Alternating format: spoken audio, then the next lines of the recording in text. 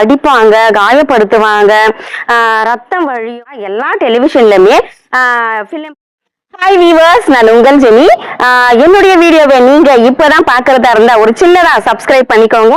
என்னுடைய வீடியோ உங்களுக்கு பிடிச்சிருந்தா உங்களுடைய நண்பர்களுக்கு ஷேர் பண்ணுங்க.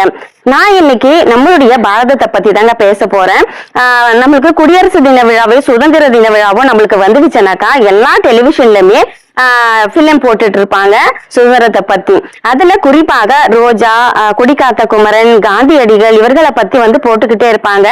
எனக்கு அதுல பிடிச்சது என்னன்னா ரோஜா படம். அதுல என்னன்னா தீவிரவாதிகள் நம்ம அரவிந்த சாமி அவர்களை புடிச்சிட்டு போய் ரொம்ப துன்புறுத்துவாங்க, அடிப்பாங்க, காயப்படுத்துவாங்க, ரத்தம் வழியும். ஆனாலையும் அது எல்லாமே பொறுமையா சகிச்சுக்கிட்டு இருந்த நம்ம அரவிந்த சாமி நம்மளுடைய நாட்டினுடைய கொடி எரிக்கப்படுது அப்படின்னு சொல்லிட்டு கேள்விப்பட்ட உடனே உருண்டு புரண்டு அந்த கொடியை அணைச்சி கட்டி அணைச்சி அவருடைய உணர்ச்சியை வெளிப்படுத்தியிருப்பாருங்க.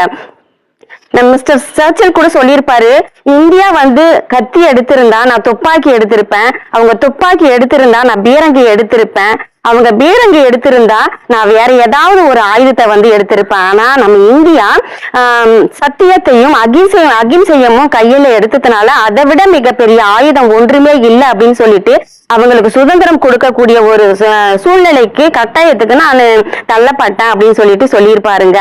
ஏன் இந்த உலகத்துக்கே பாத்தீங்கன்னாக்கா சத்தியம்னா என்ன, அகிம்சைன்னா என்ன அப்படின்னு சொல்லிட்டு சொல்லி தந்தது நம்மளுடைய மண்ணு தாங்க.